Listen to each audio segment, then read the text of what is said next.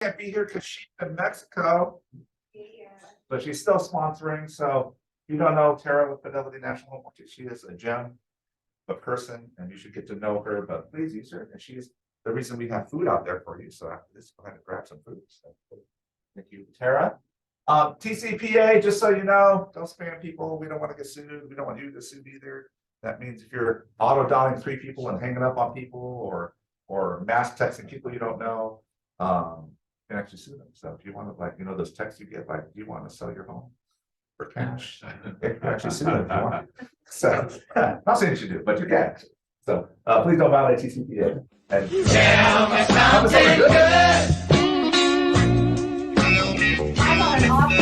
got an offer on that we're actually gonna move forward with. I've gotten a couple offers.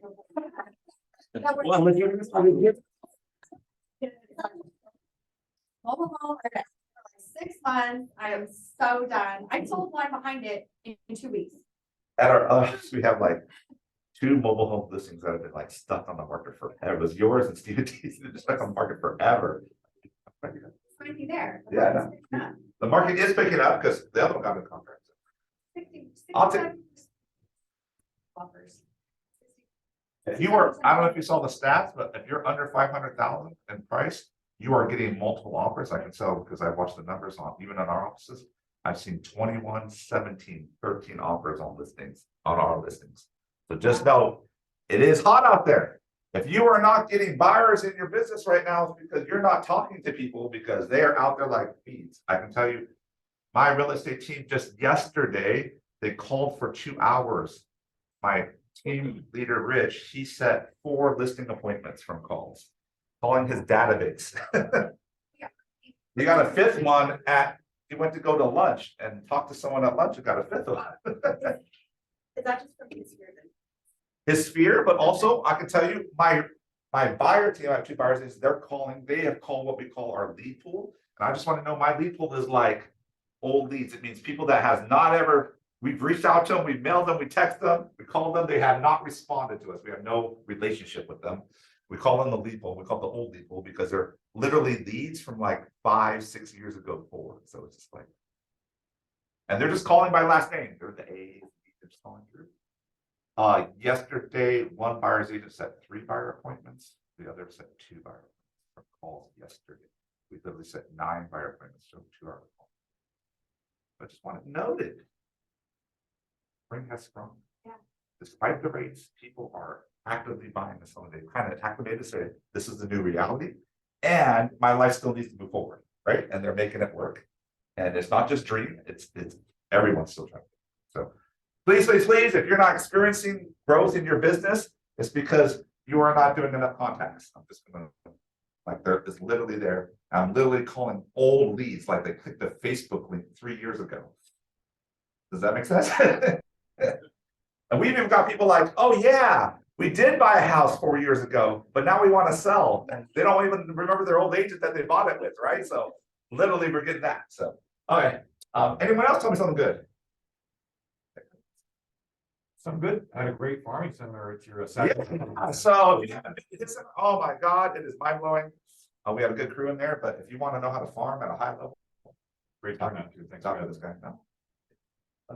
So anyone else? Something good. Something good. Something good. It's sunshine outside. Man, it Not is too beautiful. windy. Yeah. And spring, I think it's sprung. I think we're hoping for the markets. We had a good conversation in the office. We're like, it's too hot in here. Yeah. And then we're like, you need to turn on the AC and turn off the heater, right? So now we're cool. All right, move forward. Our belief system, just know we're about God, family, business. We're gonna keep touching this because this is important. Whenever we do broker stuff or where it's a company say, hey, have a talk. This transaction didn't turn out so well, we have a complaint. We're always going to talk about this, right? And how this happened. So right now we're on win-win or no deal. This is true to my heart. I can tell you that. I believe, and some of you I've talked to or even recruited to this office. I'm all about win-win. I'm about our brokerage needs to be a winning relationship for you where you feel you can win and we can win too. And that is a mutual beneficial relationship. If you can treat that in your business with your clients and things like that, that will always keep you in good fiduciary responsibility because you're always looking for them to make a win on your side. It's not about you making your commission, it's about making them have a win. And if you make them have a win, you get a win by earning the commission, right? So anyone else want to have a win-win example they want to? It's a participatory team meeting. I want to call people. Lindsay, what's a win-win for you?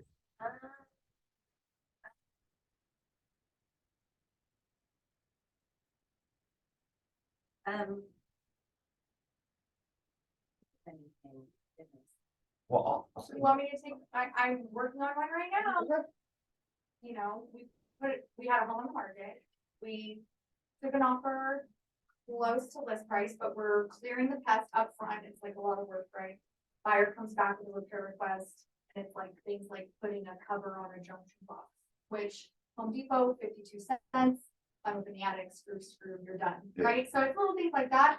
So I'm going back to them with our response, which is all about win-win. Like, hey, we feel like the seller's getting a really big, or the buyer's getting a really big win because we are clearing a very large pest report, which we know we need to do. So we're probably going to say no to these items, but it's only because they're small and we think the buyer can take care of it. So it's coming at them from understanding their perspective, like we get it. You don't want to have to take care of these things, but we're also look at our perspective. Yeah. And I've seen, especially with the multiple opposition now, a lot of sellers are going to be like, this is the way it is, no contingencies, you know, blah, blah, blah, blah, blah, like stick it to the buyer. And I can tell you, the more harsher at the buyer at the front of the negotiation, what happens is they do inspections and they go, I know there's no request for repairs, but if you don't drop the price or give us a credit, we're walking. And the reason is because if you create a bitter experience up front where it's win-lose, they're going to try to write that formula later in the transaction. When now you're 3 weeks into the transaction, your sellers already have the movers lined up and they're moving out, and now they're getting a $12,000, credit request to make the deal close, and you're still now they have the leverage in the transaction. So just know if you can make it win-win and make it collegial the whole time, you're going to have a much better transaction and business for that. Whew, thank you. Welcome to the family. And so, Pauline, tell us a little about yourself.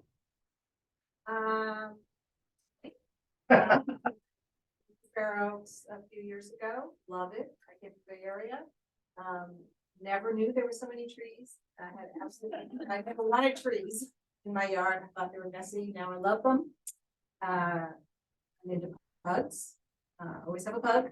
Always have fun. Yes. What's your pug's name? Right now Rosie. Rosie. So, Awesome. been interested in real estate forever, and a couple of years ago, decided to just leave my job and I had some detours before I actually got my license and got here. That was a big deal to just walk away from a long time career, lots of good money, and where everything and everything. You're the person everyone comes to, and so now I'm just asking a ton of questions. I've got a lot to learn, but I just want to be involved in the houses. I want to be involved in getting people in the houses. Awesome. We're super happy to have you here. We're glad you're going to have success. Sounds good. Sounds it, great. And did you know, speaking of trees, did you know the number one thing you can do to add value to your house when you buy it? It's plant a tree in front of you. Mature trees are the number one thing that adds value to a house. Is it really?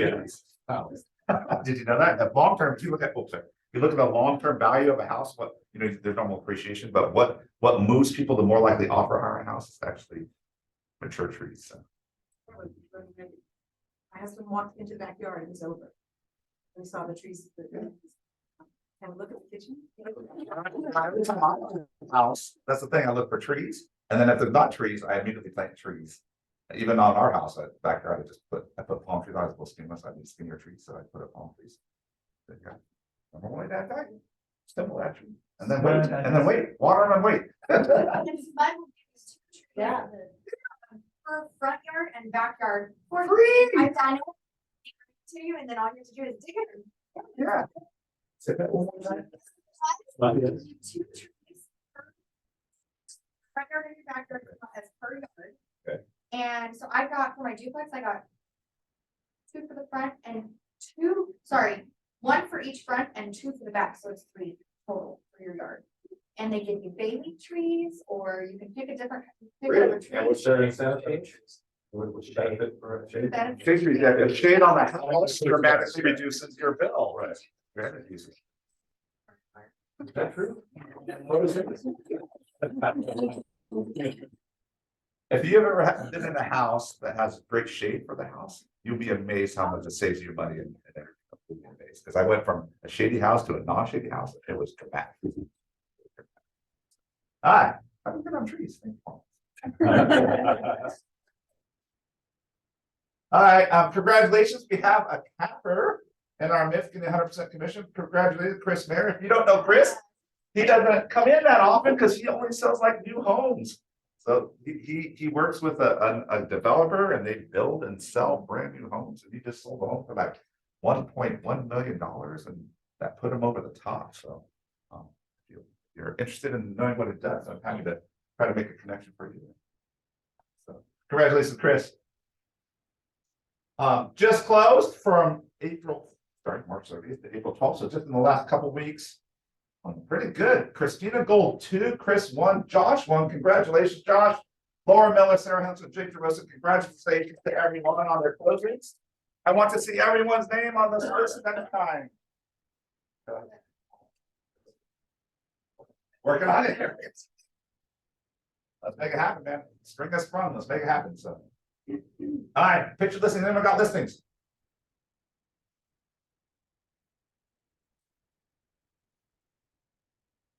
Oh yeah, Laura, you have any listings for the pitch?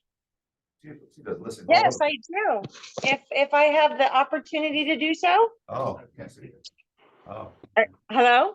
Oh, sorry, Laura. We're having issues. Can you just put it up? Yeah.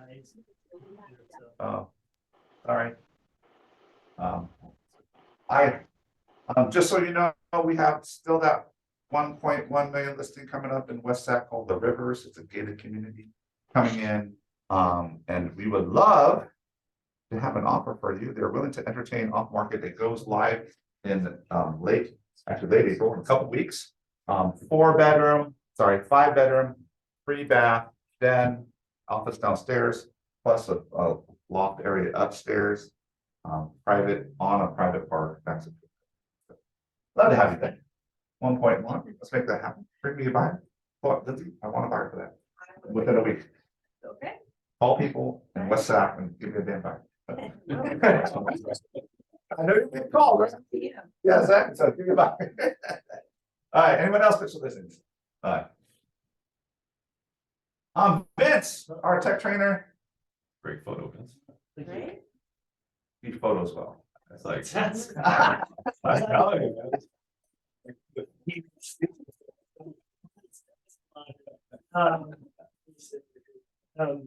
Doing 36 touch again at the end of the month, on April 20th, 11/1 here. Please sign up for that so we do have a head count. Been doing this since the beginning of the year, essentially, just towards the end of last year, and people are starting to see things happen for them. They're starting to get more contacts with their sphere. They're getting more responses to some of the emails that they're sending out. I've completed this all for you. All we're going to do is sit down, explain how it works, how to set it up, and get you started on it. John's team is doing it, and they are just absolutely going nuts with the amount of response they're getting from the text messages and stuff like that. So really would love for you guys to show up. 2 hours out of your day, it's going to learn something really easy, and hopefully you'll get that benefit from contacting more of your people on automation instead of you having to pick up that phone or send those text messages. I think I said last time we did this on our team. Vince helped us do it, and we send those neighborhood nurtures out, and we even send the neighborhood nurtures to our people. I told you that 1 to 6 year old leads, and we send neighborhood nurtures. We just guess where they are, wherever they met us or came, whatever we clicked on, we just put that in. And lo and behold, someone just emailed us that we never heard texted, email, nothing. They said, okay, we're ready to sell. Can we meet? Off a neighborhood email. I put them in, all the people that all the addresses I've ever sold, meaning listings or buyers, right? The people that bought my listings, their agents don't reach out to them anymore. They called orphan clients. I put them on a drip for that. And I got a guy that's like, hey, it's like my best friend's old rental. And the guy bought it from somebody else, and now I'm gonna sell it and buy another house. That's awesome. And now we're gonna take your phone and your database and you bring your laptop and we do it for you. Not me. Vince does it for you. No, you do it for you because it's on the app now. I no longer yeah. have to do this, which So is you'll sync it, amazing. but he'll put the smart plans on Yes. there. we'll get And this it'll one. run automatically, all you have to do, it will put tasks in your email, in your task list to call people quarterly. It'll say, call these 5 people. You're Oh, literally sorry. only making 4 phone calls a year per client. Everything else, 12 text messages, 12 emails, everything else is done for And if you. you time it well, you can say, yeah, stay happy. Love your people. They are buying something. By putting them on these automatic real estate stuff, it makes my care calls easier. Oh, yeah. Cause I don't have to call them about real estate anymore, cause I know that they're getting real estate emails and texts. Now when I call, it's like, how you doing? Yeah. Wanna And sometimes go you're grab like, lunch? Joe- Wanna go grab lunch?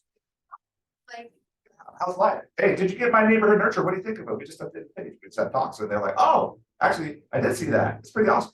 Then just start a conversation. Speaking of that too, the neighborhood nurtures have been updated. They're no longer their own standalone page. They are now associated with your agent site. So when they go on that, they click on it, they're gonna see all your information. It's literally on your I- website. It's literally part of your website numbers. Before it was a standalone, if they clicked on a property, Yeah. they randomly Gotta stand. got a standalone site. Now they are automatically engaged into your agency. Should be recording that. Maybe, now that I don't have to do contact imports, I may be able to record, but it depends on how many people are here and who's assisting. So we'll It figure gets out. pretty intricate, son. I mean, I'll be honest, I think it's really good in person, cause you bring your laptop and he like walks you. You gotta get specific small plans that literally Vince created. And we have to time it out. Literally, it's like, because we do a holiday email out, and the only way we can do this, like, okay, it's 33 days till this next holiday, send it out, so Yes. when we put it in your system, we gotta like line up the days to make it right so that it emails them on the right day. Right? So we have to be pretty intricate with your upload. That's why we do, and we have, I think it's 4. Oh yeah, with the days. Old sources. But he doesn't have- Yeah. That is a little bad. Maybe you can. That. make Oh, you can hold. it No. sense to me separately. But it's good for me, but bad for them. That's okay. Yeah, we'll figure it out. Okay, we'll bring it. Thank you, Vince. You don't know Vince or Texter, he's a wealth of knowledge. Just She got this week, I'm not here. okay. It's for Laura. Sorry. Oh.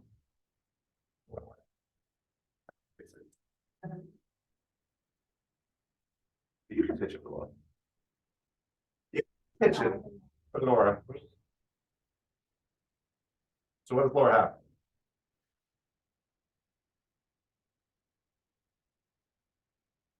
So Laura has a 3-bed, 3-bath, $699 Where? in Sacramento, Little Stone Street.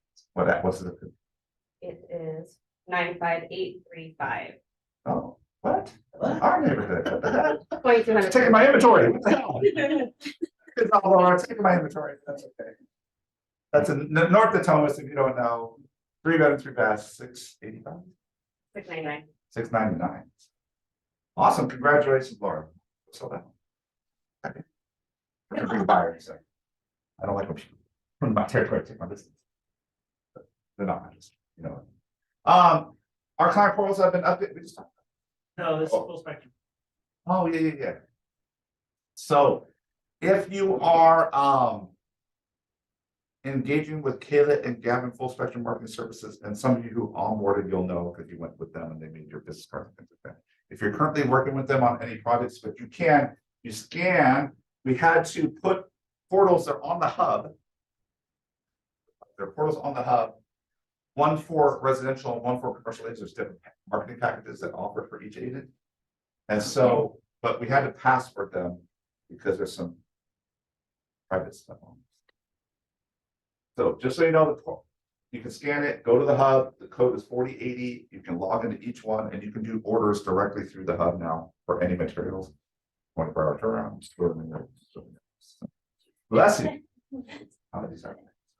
We're super excited about that. Megan, if you don't know, is your MCA. We've been having issues because agents are doing their transactions And then they're not putting in the commission request till the very end of the transaction. And then they're like, escrow needs the commission man to get my check. And we have a 72-hour turnaround on our commission dam process. You submit it at the end after it's closed. And we're like, well, you gotta wait 72 hours. Escrow's holding your check. They get it in 3 days. They say, oh, okay. You're like, oh, I forgot the referral. We make a new one. We send it up another 3 days. Next thing you know, your check's a week late. It's not our fault because you just don't enter in your commission demand.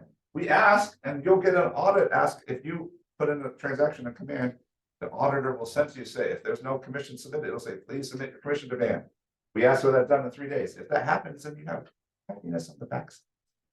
If you want happiness and get your check on time on the backside, please help us by submitting your commission demand. So that's happy escrow teams too. Like, the 20 years I've been doing this, I can tell you the chatter I'll hear in the background. I can't believe they didn't give you the commission demand. Oh, I know. Don't think how much money they didn't. I blown up was like, the commission demand, and I was like, I just tell my, and my agents would come back and be like, your team didn't give me the commission demand on my escrow on time.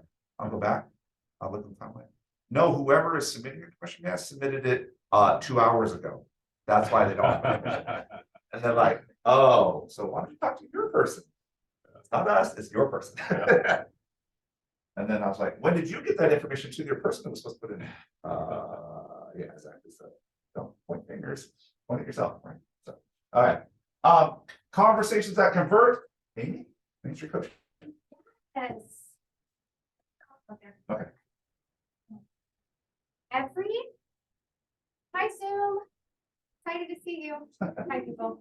Every Wednesday at 9 AM, we're gonna get together and do some conversations that convert script practice. So, you've been there, sir. Yes, sir.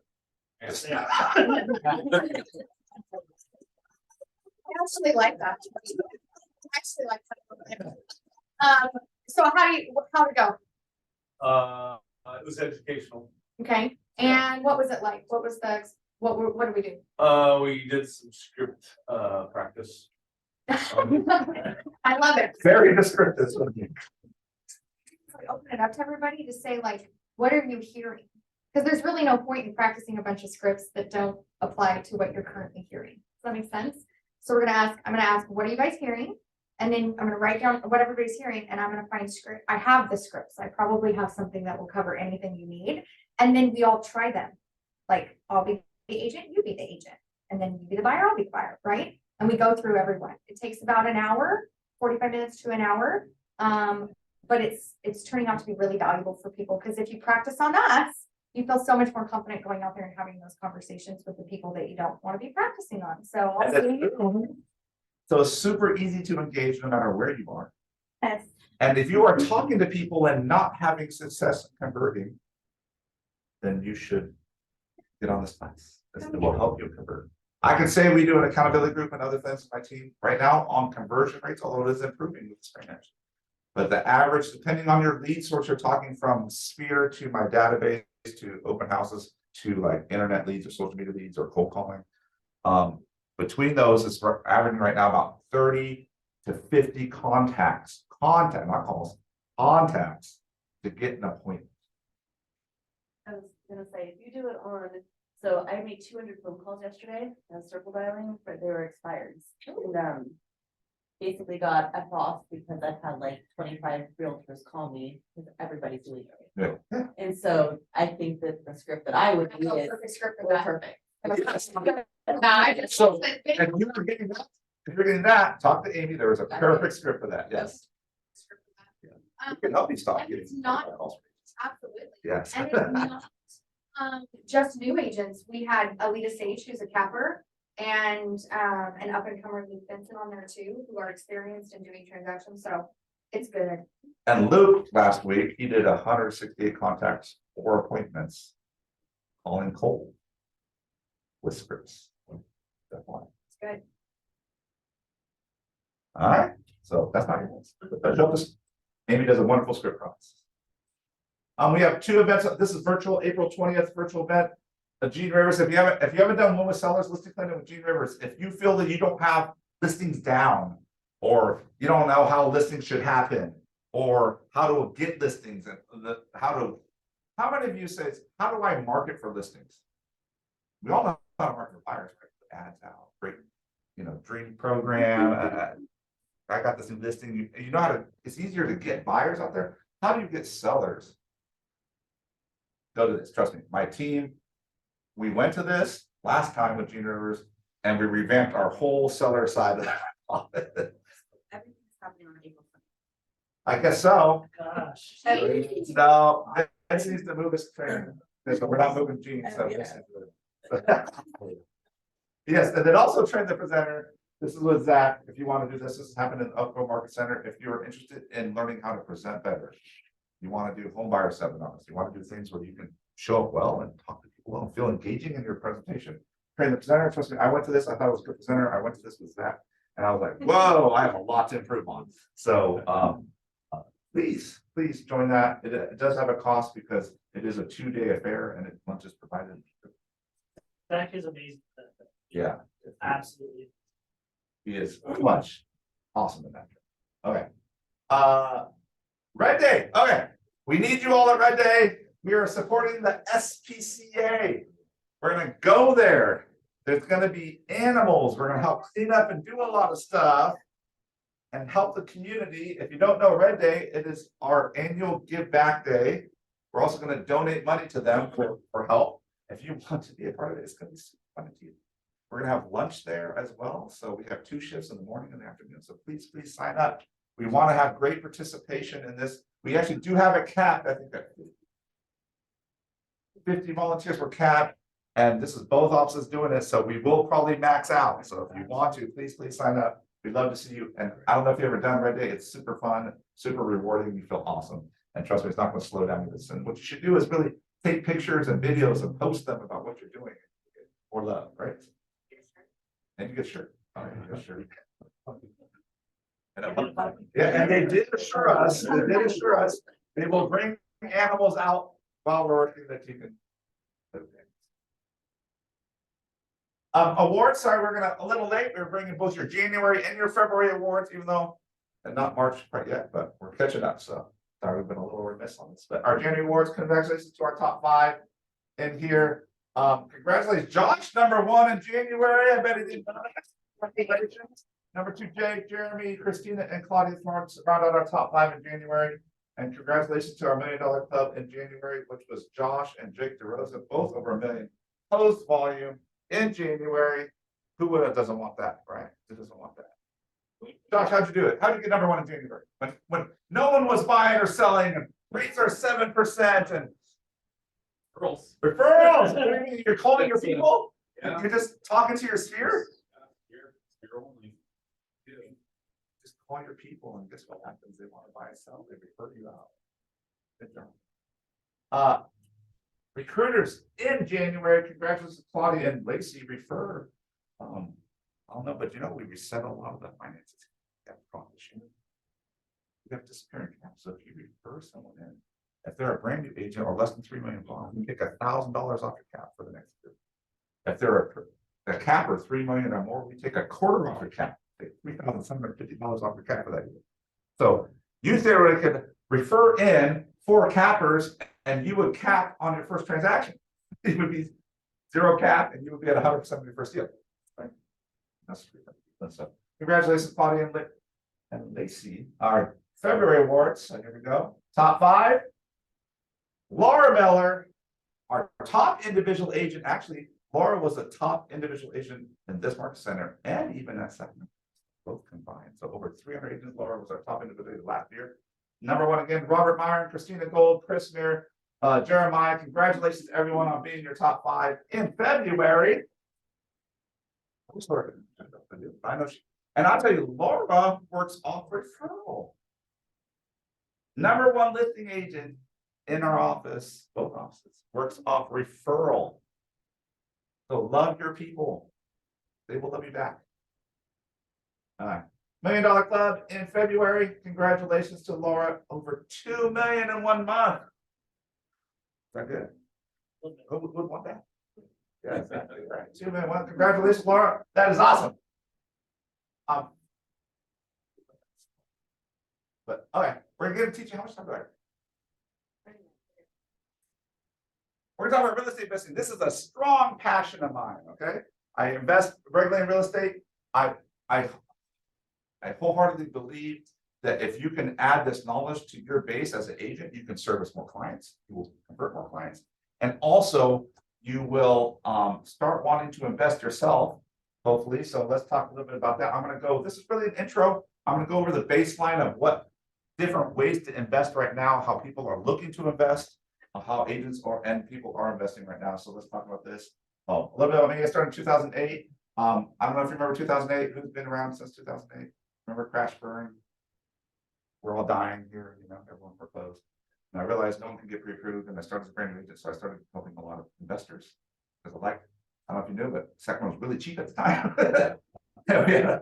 I remember houses like 50, 40,000, that was crazy. So I helped a lot of people from Silicon Valley, Orange County, even here invest. I did so many of those. I started doing a flip syndication company. I had 2 crews running around. I just scout homes, and I run all those sales for my real estate team. And I quickly put my real estate team in the top 5% in sales for the Sacramento during the Great Recession. And because I was good at putting people on my team and making them successful, they asked me to coach in 2016. So I coached in 2016. I became managing broker where I handled all the stupid legal issues. They're stupid, but 2017, and then I became team leader in 2019. I'm now co-owner of that office. I'm actually majority owner here at Fair Oaks office. I have my team that does about 60, 80 deals a year. I own property management, about 5, 6 other businesses. I actively invest in real estate every year. And I love to compete, adventure, hang with my family. Very passionate. So, just so you know, I have to put this disclaimer up. There is risk in real estate investing. People do lose money, and I have lost money, and it's real. So, That's not what the people on YouTube say. yeah, that's what they say on YouTube, and they're going to sell you a bunch of stuff, but there is risk. You must have knowledge. You must do this.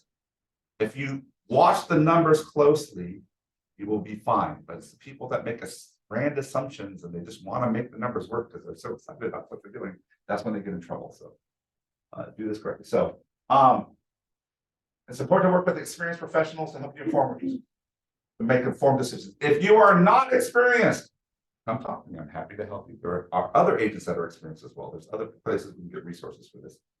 So just think about insurance, financial advisors, accountants. If you're doing this at a high level, you definitely need an accountant that knows what they're doing.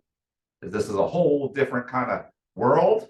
The tax implications of flipping homes or investing is a whole different world than regular. And most accountants don't have the depth of knowledge to handle that. Same with property managers. If you're going to buy and hold, property managers can make or break your investment on residential or even on listings. So I'll talk to you about that. Obviously, you're a real estate agent. I hope you can handle yourself. Financial advisors, at some point, you're going to want to take some of that money and put it in. You can do things like self-directed IRAs, where you can take some of your retirement money that you're saving taxes on your personal income from real estate and start using that to invest and build your retirement through your IRA. That can happen through financial advisors. So there's a lot of things that you'll want to know to do that. And I just touched on those, but we can go over those later. Buy and hold.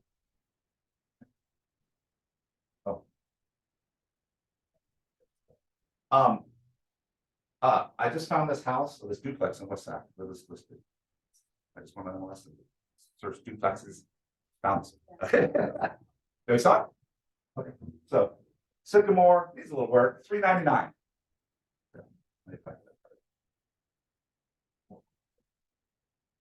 $399 purchase price. I just estimated closing cost $10,000. I estimated we could get a credit on it because the house is pretty beat up. You know, price can be priced. You have to put a 25% down payment because it's an investment property. Because it's a duplex, you can't go with the 15 or 20% down. The lender's going to want a little more money. It's going to gain $300,000 loan. Your PIT would be $2,320. This is the estimated rent. You would net about $600 24, and that's just putting straight 25% down on that listing, right? And some of the things, 100,000 down. I estimated you're going to need about 5,000 repairs. You need a little like paint, you know, clean up a little things like that. So, you know, or you can do it yourself and hustle it if you want to. So about 105 total cash. Some additional factors you want to think that people don't think about when they're buying and holding rent that I try to advise people when you're thinking about it. Most people are like, what's a vacancy rate? And I'm going to tell you this, I don't care how good of a property manager you are, there will be turnover on your rental. And there'll be time where there is no one paying rent. And you will have to float that bill. So vacancy rate in Sacramento is actually pretty low. We have a high we have more people than we have housing here. So vacancy rate, I've seen vacancy rates as low as 2 and 1% in Sacramento. But since the shift in the markets happened, it's kind of pushed up a little bit because pricing got a little high for people, so we're having more vacancy. Maintenance and repairs, I recommend that you put a budget in for maintenance repairs. People are like, the house is great. I guarantee you something will break.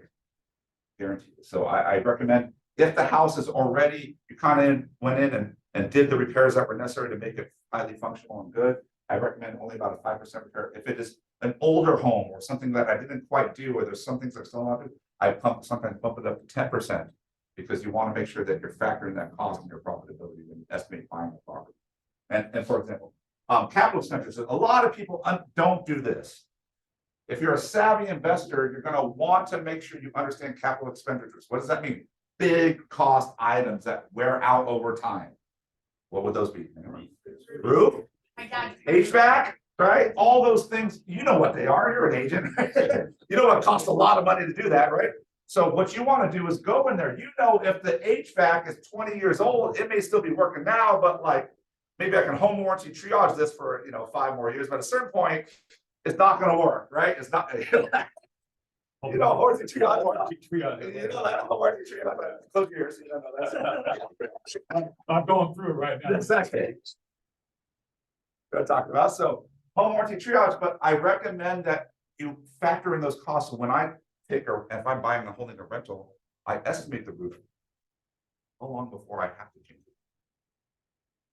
How long before these appliances are going to go out? How long before can I take care of this HVAC? And I factor in those costs and I say, the roof is going to have to be replaced in 10 years. The HVAC is probably going to have to be replaced in 5 years, right? Then I say, okay, estimated cost, ballpark it, I have to say $96 a month to make sure I have money to pay those things. And I'm setting that money aside, not taking it as income, because what happens is, I see these happens all the time in rent and landlords, they take all the money and then the roof comes due and they're like, oh crap. And they're struggling to put the cash together and their tenants are complaining and they don't want to pay rent because they have a leak in their house and yada yada. And then we get this big old, And then you have to sell it. they sell it. Like- Or they come to me, I got a question like, John, can you take over as property managers because my tenant landlord relationship blew up and I don't know what to do and they're not paying rent. And they're like, now you want me to come fix your crisis. Where's the money? Right.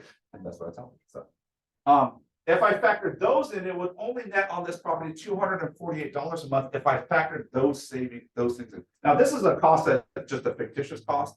I just assume in the future you're going to have to pay this. So you won't see this. But if I factor those costs in, it's only $258 a month profit on this duplex. That was West Side, and that's assuming because paying this price, right? But I want you to understand is when you do buy and hold, factor in other costs, it will get you a more real picture on that property. Buy and hold has been the traditional method, but the problem with buy and hold, it tends to be easy to execute. You know how to buy it. It's easy to get a loan, passive income.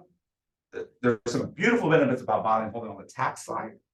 You get, you get appreciation. That's good because I recommend wealth building. I used to flip a lot. I actually buy and hold now because flipping is not a wealth building activity. Flipping is an income producing activity, not a wealth building because you're not holding the asset. I like to hold assets. So, but you get appreciation on the property. There's significant tax benefits on a rental. So on a rental, you get depreciation. If you're buying a single family or 1 to 4 units, you get 1/27th and a half. What basically they're saying is that the IRS lets you say and I'm not a tax. They let you say that for your house is going to degrade to nothing usefulness within 27 and a half years. And every year you can take a deduction on your taxes that's 1/27th of the value of the home that you bought it at as a way to just say, I'm losing usefulness of my home. Now, if I bought a $400,000 home, can someone divide 1 by 27? 400,000 by 27.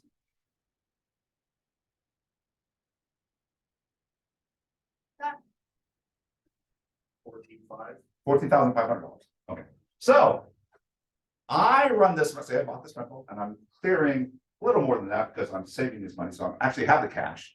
I'm actually getting 600, but I'm saving some of it, right? So it looks, I'm making $650 a month on this rental to my tax to the IRS. So I'm making, I don't know, $7,200 a year.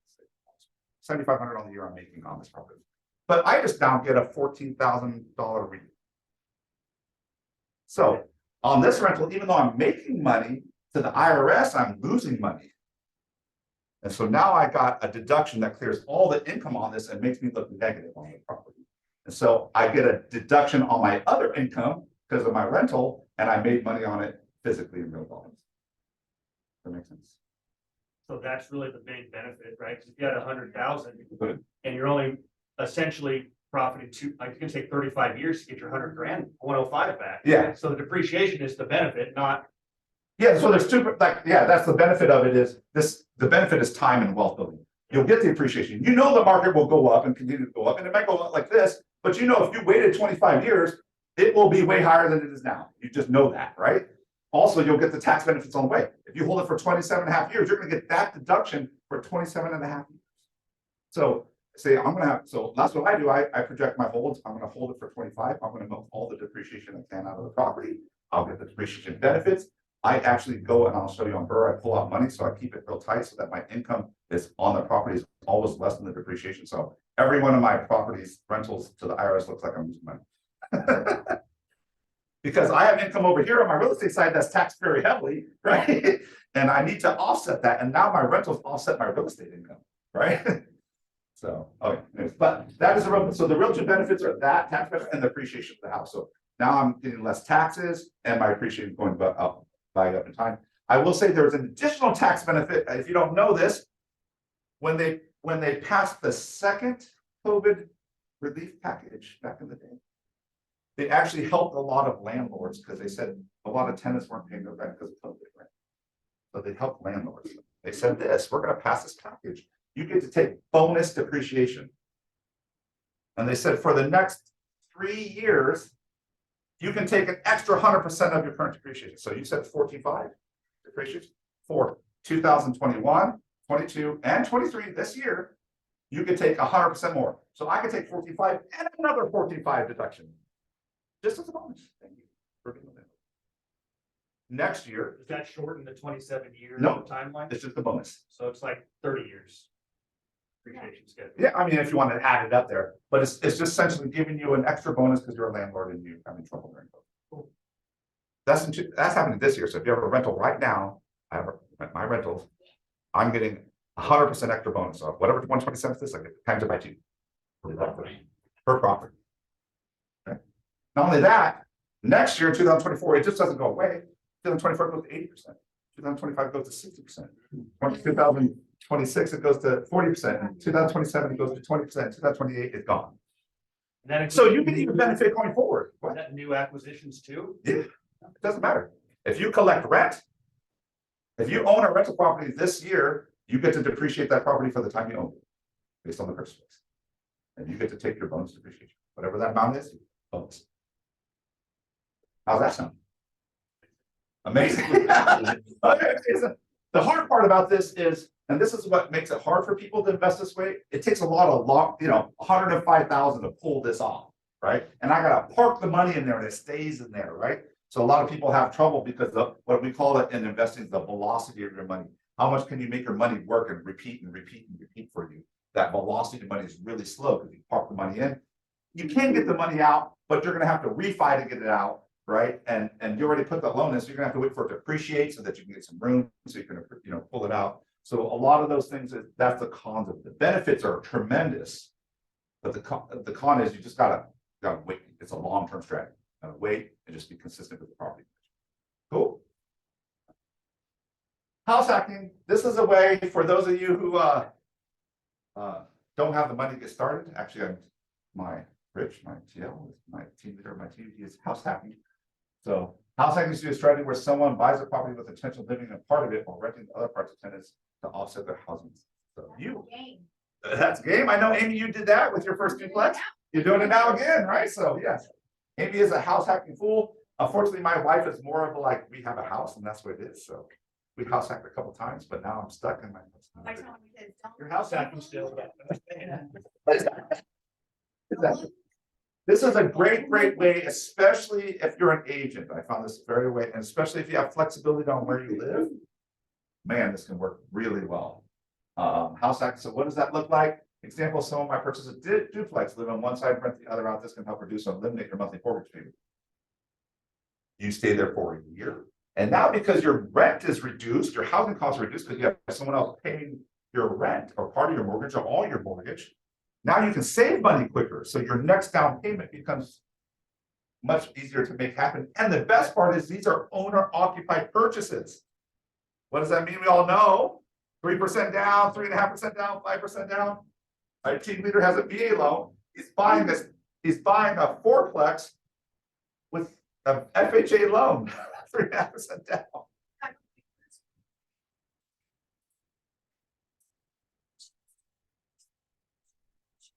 Yeah, so you take 1%. I was capped. Yeah. $3,400 for that. Duplex. And now you moved out. And now you moved out, bought another house, and now she has a full duplex rented. $9,000 for this. The seller paid my closing costs and the commission was 3%. House hacking, if you are flexible in your moving, if maybe your spouse or someone or you just by yourself, it's an easy way to build property because you're buying everything off of owner occupied down payment pricing, which is a beautiful thing. And you get better rates and better pricing on this, right? So beautiful way to make that happen. But you're gonna have to go multifamily. I'm just gonna tell this, it's a popular strategy, very popular if you want to get started. Because what it happens is it gets you equity, gets you income, and then maybe you do that 2 or 3 times, and now you have enough of base equity income. You don't have to go house hacking if you don't want to. You can actually use your assets to buy other properties, right? My That second- leverage the equity you have. Right? Yeah, my second house was a single family home. I couldn't put my kids in a 2-bedroom. It murdered me. Yeah. That house. Yeah, but you have to be really real about it.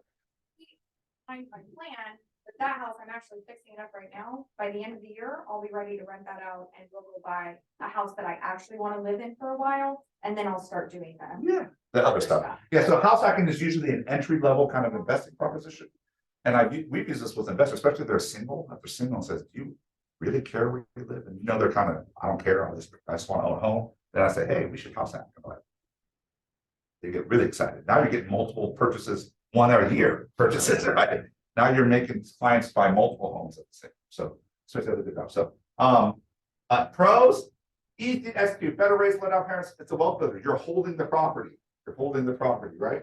Cons. And this is a big one.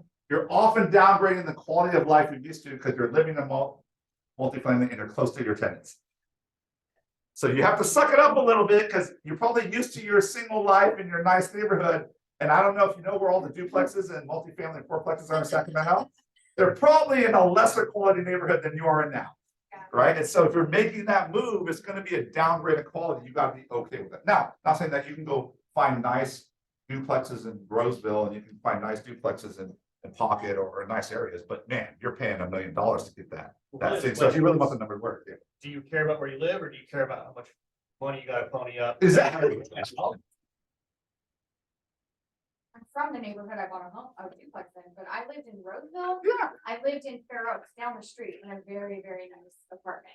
And I said, I can take a step back for 2 years. And now I own a house in Rancho. So I think that it's just, yeah, I every day. I help a lot of agents start their stuff with this method. By just saying, you got to suck it up for a year or 2 and step backwards in quality of life. But man, 5 years, your life is where you want it. Yeah. Right. Sometimes you got to step back to go forward, right? Your expenses are too high right now. Let's reset your expenses, right? So, I did that twice when we first started investing in my early 20s, but they were nice. The one was on Leafwood. Oh, that's nice. Yeah, Look Leafwood at is you. at the corner of Southern California. Yes. So not bad areas. They were That's nice. super nice. But I'm in the hood. We literally, one time at 3 a.m, had a knock on our door that our neighbor's cat was stuck in the tree. So my ex-husband had to get up in the tree to get the cat, simply because we were the landlord. So she felt. yeah, so that's the one thing too. Is you're there. Yeah. So and sometimes I've had it when we've arranged it because of my property management, like we help that we're managing it. So they don't know you're the owner. So we just make it like you're just like a tenant. So they don't know. So that way you don't get them. Right. You know, on all those issues, right? They just come to us. So you can make it where that goes away, but you have to be very keen about what you say to them and how you talk to them. And what you're doing, right? Just to give up control. You have to give up control. Yeah, just give up control. Say, just give up control. I know that's even hard for me. Yeah, because the tenants she handed off to us were her friends, and so they're calling her. We're like, no, so anyone have? But you can make the numbers work really good. And just so you know, FHA, VA loans, 1 to 4 units. And the FHA loan limit goes up by unit. Sacramento County FHA loan limit, anyone know what it is, 4 units? If you bought a fourplex, moved in one of the units, what was the maximum loan? You get? Sacramento County? What? 1,040,000. Yeah. 4 units, And FHA loan we limit gave in one. Sacramento County. So I just want to note it. You can buy just about any multifamily you want in Sacramento with an FHA loan. Did you make a numbers breakdown for the previous, if you do this route? I didn't, I should, thank you, I will though, but it works very well, so we all can do, let's do our, You go back to it, we can break it down in Yeah. the same fashion. so, Three sorry, hundred, what was the price? $399. So if you lived in one side, Say your commission's. now 25%. so think about this, say I got this price, my payment's $23.20, right? But I'm putting, it's gonna be a little higher, but your rate comes down, so it's probably about the same. Because now my rate, if I buy pure non-owner occupied right now, I'm probably getting a 7% rate, 7.25. Right? If I buy owner occupied, I could probably push it down to 6, maybe 5.75 right now, if I worked hard. And Yeah. down here it's 12 grand. Yeah, and you put it instead of 100, right? Instead of this, it's 12 grand. You take your commission, build it down, do some repairs, you're into it for maybe 15 grand. Yeah. Right? So now my 15 grand, I have the same payment, but now what I project the units at. One side, because the different side, one side's 3-bedroom, one's 2-1, one's 3, Oh, that's 3-1, right. 1, 3, 2, 1, 2. That's a different. If you could suck it up and live in the small side, 1950. I'm getting. You're only clear, you essentially have a $350 mortgage on this house. There it is. It's beautiful. And you're in it for 15,000? Or you account for the commission you put towards, so you're in it for like 2 grand? And you get all the depreciation, you get all that still there. Just on the housing cost I saved, I made my initial investment back within a few months. Yeah. Because I did that. Now, your depreciation is a little different because you only depreciate half the property, which is fine because. But don't worry, as soon as you move out, full depreciation. And secondly, you still get all the depreciation benefits. So you just, yeah, How long do you have to live in your unit where you're? we recommend a year. You don't have to. There is no law or rule or lender rule or FHA rule or anything. When you say an owner occupied loan, what they have to believe is that you intend to do that. That's the measure, that you actually literally intend to move into the property yourself. There has been cases where they've moved out sooner or not even occupied because they got transferred on the job. But if you're doing something shorter than a year, it's pretty much the thing is, say it is you move and within a year, no one, the legal case law, and when there's been lawsuits on this, the case law is basically if you lived in it for a year and you move out, no one can contend you didn't intend to occupy the property.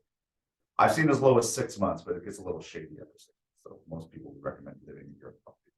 But honestly, say you did this property, now your payment's only $340 a month. Here's the trick, and we're talking about house hacking. You can't increase your lifestyle. That doesn't mean go get that fat car loan payment because you have a low rent now. Make sense? And I see that two part. What happens is if you do that, you increase your lifestyle because you have more discretionary income now. You lock yourself into that problem. You can't house hack anymore because now you can't qualify for a bigger property because now you just eliminated your debt to income ratio, right? So big thing on house hacking is you got to stay frugal, live your same lifestyle, keep the cost down, right? Don't incur debt. Yeah. But when you house hack, how long do the tenants need to live there? Can they, For what? a month? For what? For when you house hack, when you get your loan, when you're going through loan approval, you have to have a lease in place. So if you're looking at multi-units. Yeah. I got lucky because my best friend was moving to town and I was like, girl, sign a lease, and she moved in. So you need, You have and this you too, like- need to find a tenant while you're in escrow, but the lease could be, they prefer them to be on a long-term lease. Cause what they do is they take that amount that they're gonna pay and they put it towards. Yeah, their- so that what they want is for your approval. And that's another thing, if you do the house hack, the money that is a prospective rent that you can earn will be calculated in your debt to income ratio. So you can qualify for higher, or if you qualify low now, it's only you have a high qualification. Because they're factoring your. If you do, I say fourplex scenarios where it's net, like all the rents cover the whole mortgage. So it's like your debt to income ratio is like 0. I mean, you don't have to have it. If it's rented out, then they'll give you samples and we'll show you what the current lease look like. Yeah, Yeah, occupied ones that You have can make one unit vacant are the best, even if the rent is low. You are still showing income, so it's a viable. and I'm just gonna say this, I'm sure you can find someone in your role that's willing to sign a lease for you. As a lender, check, come into your account clear, so you know, if you're just gonna. hit There's a rent, deposit check, they- sign they this spend agreement. some money, Yeah. Goes, and then Then whatever you're you do good. after that's up to you. There you have it. Cool. Everyone feeling good about this? Alright, we're past outside here. Fix and flip, this is another area, this is not a wealth building program, this is more an income producing program. There's on this, so I found this home, I don't know, 209,000. A little bit fixer, 209 versus closing card, I did a hard money loan on this. Been 30% down because of the hard money loan. 213 rehab costs, I just from the pictures, I've done enough of these, I can just kind of estimate costs based on pictures. So I estimated the cost 40,000, holding costs, so loan payments, utility payments to maintain it, another 10,000, 5,000 miscellaneous, because you're gonna have this. Whenever you do a rehab, you're gonna have miscellaneous, guaranteed it. And I recommend at least 10%, could you just, whatever they bid you, just assume 10% more, because it will happen, trust me. After rehab value, I estimate on this property, and I comped it out at 415. I assumed there's gonna be 25,000 in commissions and closing costs to sell the home. I would net a $45,000 profit on it. That's off MLS. Now, you can see people who are, I'll buy your home cash, and all the signs, the phone calls, the texts you get. Because they're looking for a bigger profit. So you can find bigger profit if you go off market, but you're gonna have to find someone who's in a distressed position and convince them to buy their home at a distressed rate. But I just said I could find a $45,000 profit house on MLS, right? So it's not the best way to do it, but I can tell you there's ways to do it. But if you really want to do flipping, you do want to get in the mode where you are actively hunting for deals all the time. Like you just got to be constantly in that mode hunting for deals. I was just gonna say, it's actually a really great script for sale by owners and expired, with like, hi, I'm an investor in the market, I'd like to combine to go for property. And if it's something that me or any other investor I know would like to look at, and can I buy the property today? I mean, maybe. You know what I mean, but it's a good way to get in. Yeah, and I can tell you, if you are having a robust real estate business and you're always constantly hunting for listings, you will come across deals. The houses that we flip or I invest in, I very rarely go look for it. It usually just comes to us from the business we're doing, right? So we have a probate that's happening for a house in Del Paso Heights, and it's the HVAC is new, but the rest of the house is 4 years old. And the mother died in the house, and now they're going through probate to get this resolved. And we went to him and says, hey, the house is a little bit fixer, probably can't get a loan on it, so it's gonna be a cash investor that's like a bigger house. The cash investor is probably this price if they bought it, we put it on the market, right? Makes sense. Or you can rehab the home, you can put money into the home, make it and do it that way. But like add to probate, we don't have the cash, we don't want to do that. So I said, okay. I said, or we can make this hassle free. We will buy the home and it'll be this price. You don't have to worry about investors, you don't have to worry about inspections, you don't have to put investors writing an offer, then coming and asking for a 50,000 price reduction because all issues, right? It just, we'll buy it as is done. You don't even have to empty out the house, we will trash it out ourselves, right? And then she was like, that sounds good, because my sister and I just want to get paid. We don't, I mean, they were like nurses, so we don't really need the money, but we just want to resolve this, right? So, Is that wholesaling? What? No. No, that's not Okay. wholesale, we'll talk about this. Okay, okay. I could wholesale it, but I don't wholesale. Wholesale is another way if you have, like house hacking, if you have no money and I need to make money, right? Okay. Quickly. So, Gotta sneak out that John Great. No, okay, fix and flip, pros, immediate income. You get the cash, just so you know that if I did this and I got $45,000 profit, that money gets put on your tax return as income, like whatever you make in real estate. So it just gets locked on. So if you're at a 30% tax bracket between the federal and the state, guess what? That 45,000 gets taxed at a 30% tax rate. You have a 1031? Um, We talking about You can't 1031 if you flip and it's less than a year. that? Okay. So when you flip, there's long-term capital gains and short-term capital gains. That's what you'd be subject to. You can avoid capital gains if you 1031 exchange. Only problem with flipping with 1031 exchange, you have to be very active in the market because you have to turn that into a new property right away. And generally on short-term capital gains, anything that is bought and sold within the same year is considered short-term capital gains. That short-term capital gains is put on your tax return as just income. If you do long-term capital gains, then it's 0, 10, and 20% depending on your income that you qualify for that year. But if it's more than a year, then you have long-term capital gains, which you can then 1031 exchange if you want. Okay, cool. Cons, you have to be super on the market. High risk market shifts. War in Ukraine breaks out, market goes to tank. You were counting on that 45,000. Now it's 30,000 less. You know, market shifts happen. High tax liability, your tax burden goes way up with these. So you got to watch your taxes. And I say it's not a wealth builder. I used to do this a lot and I moved away because it's not a wealth builder, it's an income builder. But it may be a way for you to generate cash that you may not have right away that you want to start. And it's a good way to maybe do 1 or 2 to get the cash you need to start. But I will say, if you don't have experience on understanding construction and things like that, it's going to be a difficult way. House hacking is probably a better way to go if you don't already have a kind of understanding about construction. Because you have to be very careful. It's a very easy to lose money with it. Very easy. Right, so, all right. Wholesaling, which we talked about, is a strategy of finding distressed properties and selling them to other investors for a profit. This will define properties at such a discount and quickly resell to other investors and making rent that are going to actually flip the house or do something with the house.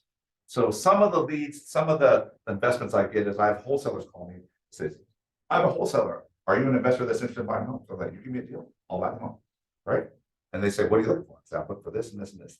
This is what I want.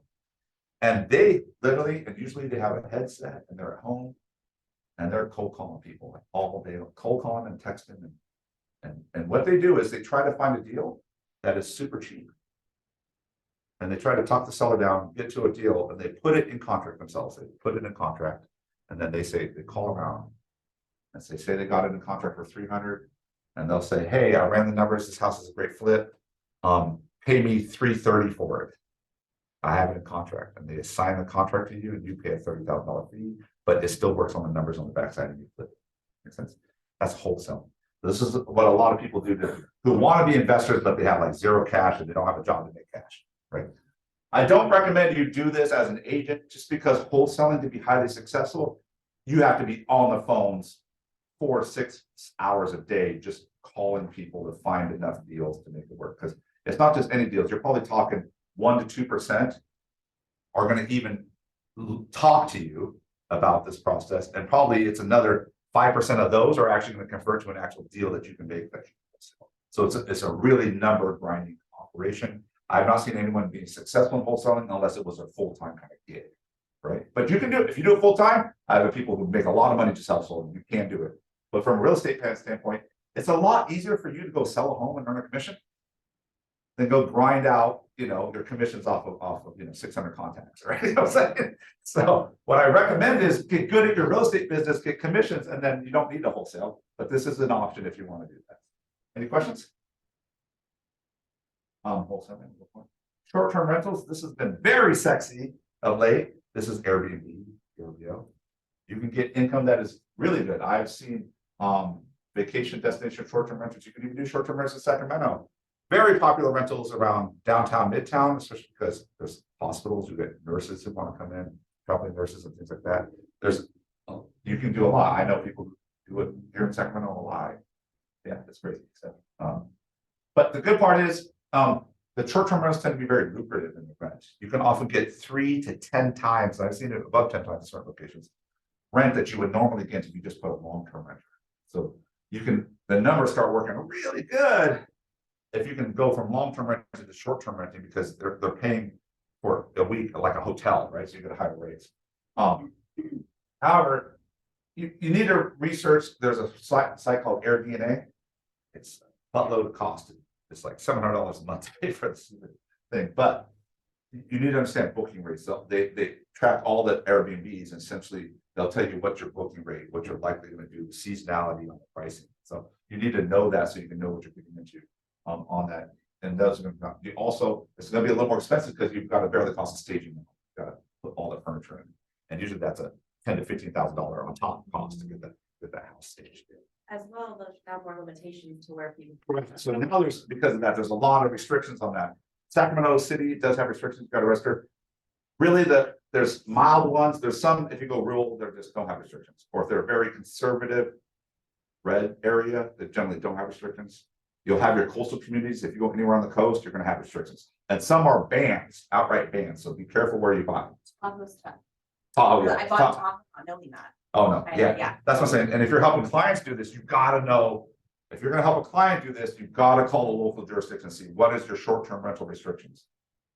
But there's some more friendly, most of them want to regulate it to the point they just wanna collect a hotel tax, you know, there's that hotel tax you pay, or tourists coming in. They'll make you collect that from your tenants, but you'll see that on Airbnb where they say cleaning fee plus the tax, you're just collecting it from your tenants, but you gotta register, create a tax account with the city or the county and give them that tax every month, right? So, right, so. I'm gonna say this is a trick, the hard part, the con about short-term rentals is the turnover rate. Constantly maintaining, things break more often because you're having tenants in it, but they have a party, you're gonna have more, you know, more likely bad tenant experiences that happen in these things, you gotta manage it well. And much more management, higher level. And also, what you wanna do is, if you're an agent and stick to your business, otherwise you're gonna, if you have a short-term rental and you're trying to manage it, it's gonna take like 50% of your time to manage. You don't think it will, but it'll just suck your time. So, and they'll start hurting your real estate business. So what I recommend is that you partner with a co-host. There's people who don't own properties themselves. Maybe they own some, but they love that part. They love that job. And usually they'll sign up, they'll partner with you and they'll take 25% of the income. But it's still, because it's 3 to 10 times the income, it's still profits. Well, you're just taking less and you don't have the headache of make sure things happen, make sure the repairs happen, make sure the guests, make sure you get 5-star reviews. Very important to get 5-star reviews and short-term rentals. The good part is usually the co-host is already a super host on Airbnb. Superhosts are very big. They tend to get much higher booking rates if you're tagged as a superhost at Airbnb. So if you can find a co-host who's already a superhost on other ones, when they co-host it with you, you get superhost status. Boom, your bookings are up. You get better income. Cool. Talk about jurisdiction. Relative Pennsylvania income, appreciate that because it's a rental. You get all the tax benefits we talked about, the buy and hold, same thing. Difficult to manage. High potential benefits, location, research important, right? You have to be much more on your game on this, right? And I'll say this, like, how many of you seen the stories? Airbnb in house, rent it, party, shooting happens at the house, right? Right, yeah, exactly. So you don't manage it well, careful who you put in your tent. You have to be careful of that. That's what I'm saying. It's a much more managing full time. You have to be who you're talking to, who are they, right? What are their backgrounds? You have to check on those things. Your super hosts are generally asking you questions about, oh, we're a family, 2 kids, we're coming there for vacation, our family lives there. You know, they're gonna look for things that are like bad, you have to be on top. Whew. Bird, this is my favorite strategy. Bird is bird. It's buy, rehab, rent, refinance, and repeat. This is what I do. This is my active investor strategy. Now, although I'm talking about burning short-term rentals, see if that works. I'm trying to do that next time. So what that means is the strategy involves in purchasing a distressed property, rehabbing to increase its value, renting it out to generate income, and refinancing to extract equity, and then repeating the process to obtain further money. So what happens is I buy a fixer, like I'm gonna flip it. I rehab it, but I don't rehab it to sell it. I rehab it to rent it. So it's a little bit cheaper rehab because I don't have to go like to the 9s to get high price. I just get the good rental status. So I can get rental. And then I rent it out. Now I put a bunch of money in. I put down payment to get the loan. I put cash into rehab the home, right? So my cash is stuck in there. So what I do is I go get a cash out refinance. I take, because I increase the equity of the home. Because I increase the equity of the home and the value of the home, now I got high rent. So now I can go take out a cash out refi on the home. And because I got higher rent, now it's going to make my income on the house small. That means I'm not going to clear a whole lot because I'm taking a higher loan. But I don't really care because I don't need that $300 profit right now. I want the equity in 25 years. That's what I'm looking for, right? And so I make it tight, but that's okay. But I get most of my cash back out. What does that do? Now I can go do another one. And I can repeat. So what it does is create the velocity of your money goes dramatically faster. So it's sort of buy and hold on steroids. Now I can do it. I I'm trying to buy a house, I'm trying to do a house every quarter now, because now I can repeat, right? And now you don't have to earn a bunch of money over here to add a new down payment. Sometimes you just have a little bit of money to supplement, because sometimes it's right now it's hard in the Sacramento area to get all your money back out, but you can probably get 80%, 90% of your money cash back out on this, but you're gonna leave some cash in there. That's okay. Now you only have to sell 1 or 2 homes after to put the cash back in and move your next house, right? So this is a way, if you're not, you can't house hack, but you want to move fast and you have some money, this is a good way to make it happen, right? So, buy involves distressed property that can purchase at discounted with below market value. The good news about this is I can beat the flippers. Flippers are going to come in. My flippers in my office will come to me and like, John, hey, do you want this? The flippers bid this, but it's too low for my sellers. They're willing to do this, and it's 30,000 more than the flippers are willing to pay. I don't care, because I'm not looking for a profit right then. I'm looking for a profit. Once the numbers work on rent, I'm good. I can beat flippers because I don't need the hard discount to make the numbers work. Because rental, right? So oftentimes I can beat that. Renovating property increased value, the renters include cosmetic upgrades and more significant, such as additional rooms or updating electrical plumbing systems, for example. Sorry. Some are cosmetic, some are more advanced. I like to create a lot of equity in my home, so I'm looking for homes. Like I just bought a home in North Island, we'll talk about that. It had a big ranch patio, about 400 square feet in the back, and sometime a previous owner enclosed it. Made it part of the living space. Didn't do it legally. So, I bought the home. I knew this. I knew it wasn't permitted, so I'm permitting the rehab. I permit the rehab, but I spend the extra $25,000 to reinforce the foundation, rebuild the wall and roof over it, to get it as legal space. Out there, on a rehabbed home, I can probably get 200 to 250 per square foot quality on that. So I have 400 square feet, 200 square foot is $80,000. So I spent $25,000 to get that as part of my square footage of my house, and I increased the value of the house $80,000 by doing it. Makes sense? So there's ways you can create equity in the house by how you rehab the house. So I often look for those additions, like what can I go in and all I have to do is permit it to get an extra value of the property because someone bastardized the house sometime in the past, right? So that was a bastardized modified house. Probably work the seller a little bit too. Oh yeah, I'm like, This isn't permitted. that's not permitted. Yeah, like and you have to worry about that because I'm an investor. If I sell the house, the appraiser's going to knock me on that, right? They say it's not. I've had appraisers go in and said that's not a legal addition. I'm just going to credit as raw space. And now my square foot price for that area is much lower, right? So half, and now my value is getting appraised low, and now it's hard to sell and get loans on things, right? To get refi, right? So remember, you're looking to refi, so you got to worry about the appraisal, how the appraisal on that side, right? So exactly. So involve finding tenants to occupy and generate rental income. Your rental income should cover all the tax insurance and anything else. We talked about that. Refinance. This is the big part. You go to refinance. I bought this home. It was dated, really dated, but I was able to put enough down, 25% down, to get a conventional loan on it. This I didn't have to go hard by. But I paid 6 1/4 rate on it, holding this house. I am now refining cash out refi at 5.996. So I'm going to refi at a lower percent cash out refi. So because the equity is there, because I can, I'm only doing a 70-30 ratio in equity because I built so much equity in the house. I only have to go 70% equity loan to value. Now I'm getting better rates on the backside, right? To cash out my money. That's funds that obtained with the refinance. Now I'm taking that cash back out, and now I'm hunting for another property. This is my fixer. This is mid fixing picture. I bought it for $240. I put 6% down, 10th on the cost. Loan pay 80. I have a 1,300. Oh, sorry, 6.5% loan. 1,300 payment each month on it. I did about 100,000 in rehab on it. I did 10,000 for permits and design changes because you're on permits. I had to go get designs and architect and all that to get done. Holding cost was about 10,000, 5,000 refinance costs to get the refi done. 195,000 total cash in. I'm refining out at 325, $2,000 a month. Payment PIT. I'm collecting 2,300 rent. Renting at 2,300. I have a payment now 200, so I'm clearing only $300 a month. Not a big deal. I'm okay. I'm positive. After rehab value is 425. So I'm taking a 325 loan, and I have a 425 appraised after value. So what did I do? Because of the work I did in the property, I'm making $300 on the property a month. I have 100,000 equity in it. So if anything goes sideways on the house, sell it. I make a profit. So I have an easy exit strategy. I can sell it, I have 100,000 equity in the house, I can get a profit, no problem, no questions asked, right? Now, so now you have money, and then I'm taking 145 cash back in the pocket, I'm leaving 50K in the house, but now I have 145. I initially put in so I total cash in at 195, I'm taking 145 back out. Now I'm hunting for my next property. Makes sense?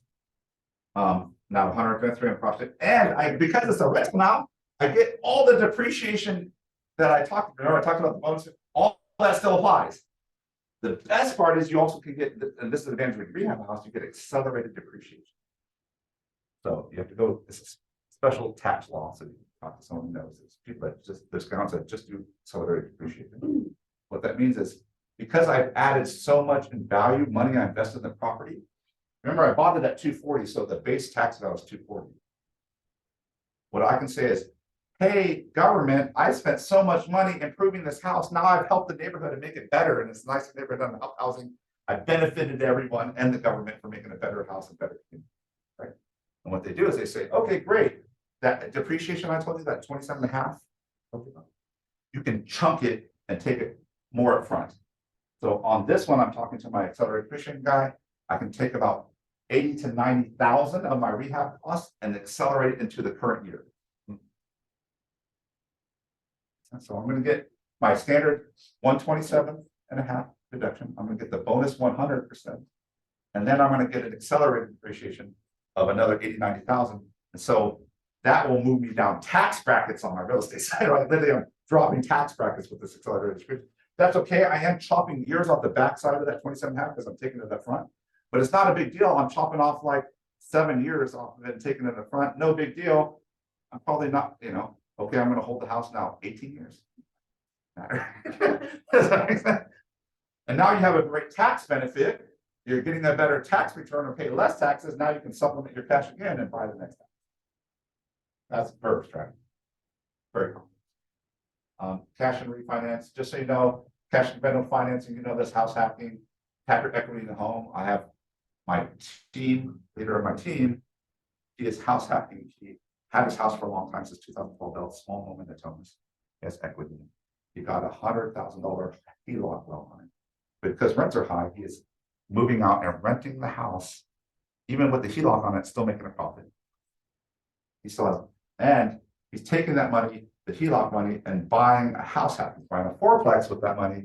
He's going to live in one, live in three, and live rent free on all of it. So you can say HELOC is an awesome way if you have a house with equity. DSCR, there's debt service coverage ratio loans. If you can get a project where you don't have, if you have trouble getting qualified, it's not there. You can do a DSCR loan. They don't care about your credit, they don't care about your profile. Well, the credit will give you better pricing, but they don't care where it is. Just affect your rate and your debt to income ratio. But basically, as long as your rent exceeds your payment by a certain ratio, they will do the loan. As long as you have equity, the equity position is good, and the rate and the rent exceed what the payment would be, they'll do the loan, no questions asked. So this is a problem where you're having issues where your buyer or investor can't get a loan approved because of the way they do their taxes or income. This is a good way to do it as well. Hard money fix and flip BRRRR loans, just so you know, there are hard money fix and flip BRRRR loans. The market is made a little tighter, so they're a lot more strict on these now. But there are people that will do this. The problem is most of the people that are willing to do BRRRR loans, where they literally help you buy it with 20% down or 30% down, and then they'll even loan you the money to rehab them. They'll do that, but they'll usually want people with experience.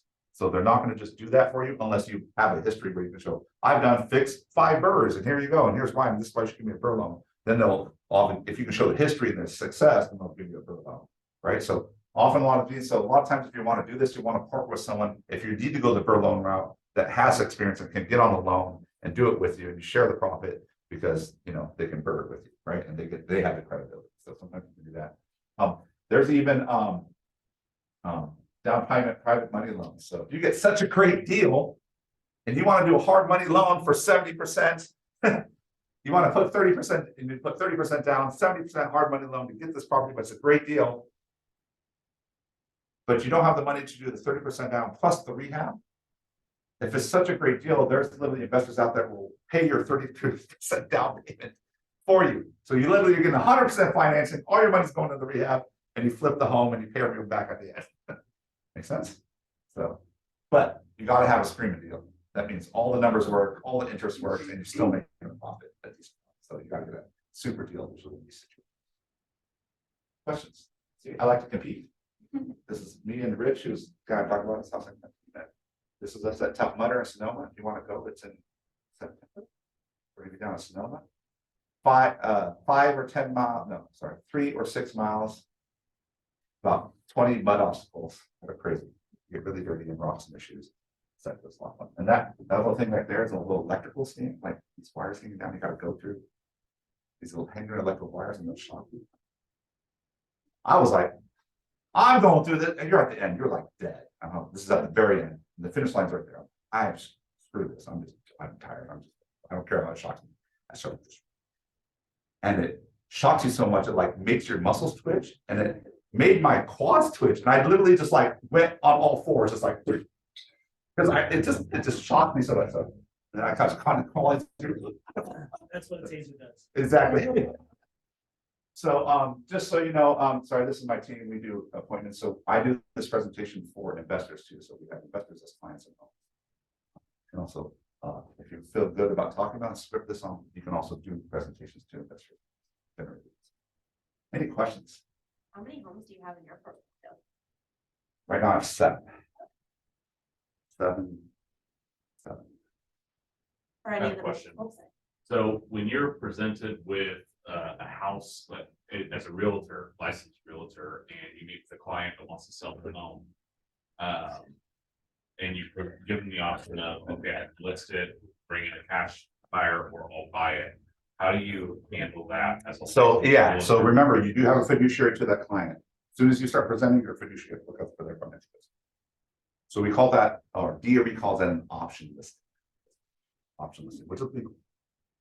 You'd have to, and I usually say this. Your home right now, based on the condition of comps, is this. You would net approximately this. But your home, as you know, could use love and tender care. If you loved and tender care like this, you could sell it for this price.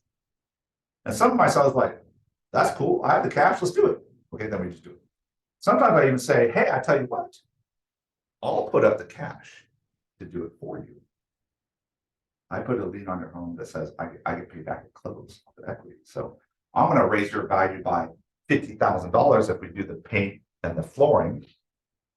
And we can sell it for $50,000 more. It's going to cost me $20 to do it.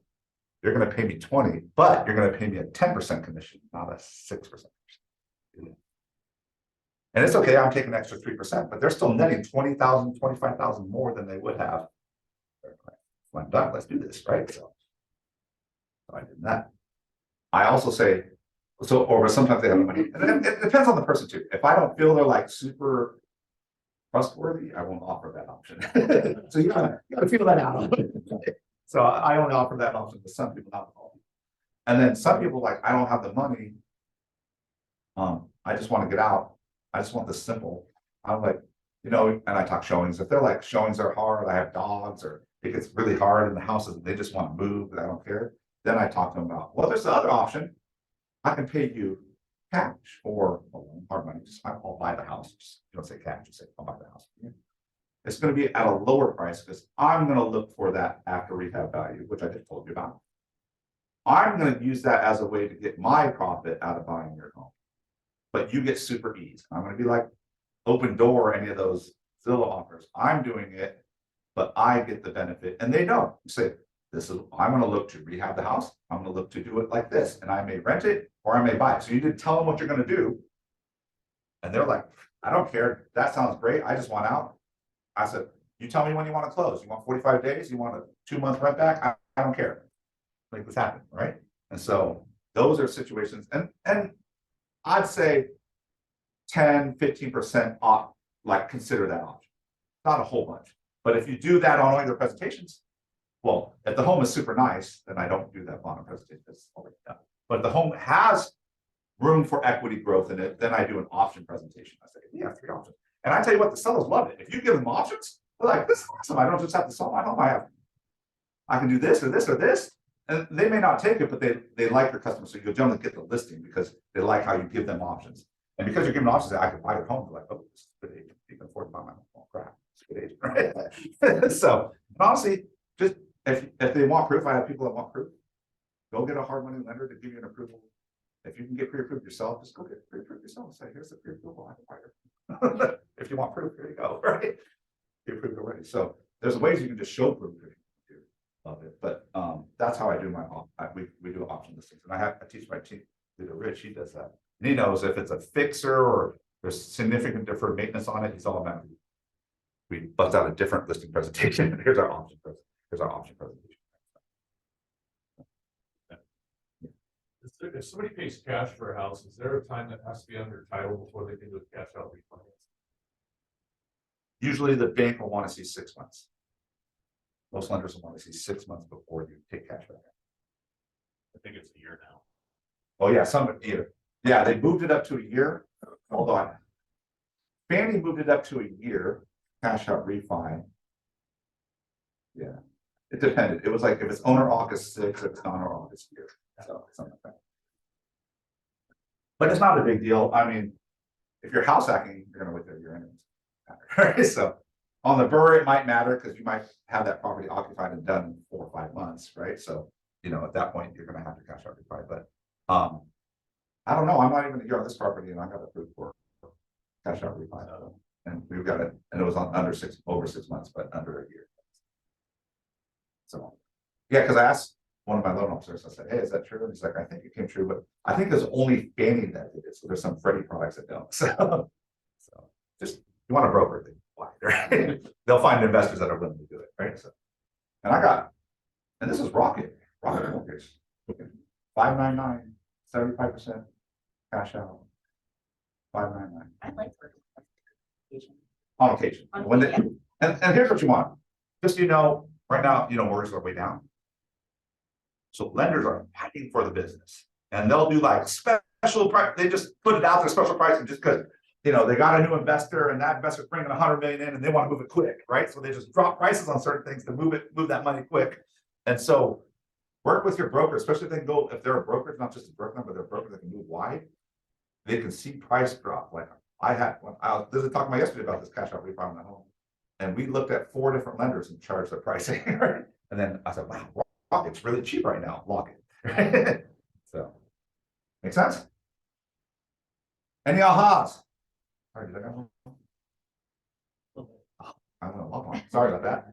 I hope that was helpful to you. I hope that helps you in your business and helps you in your personal life. This is a lot of what I talk about.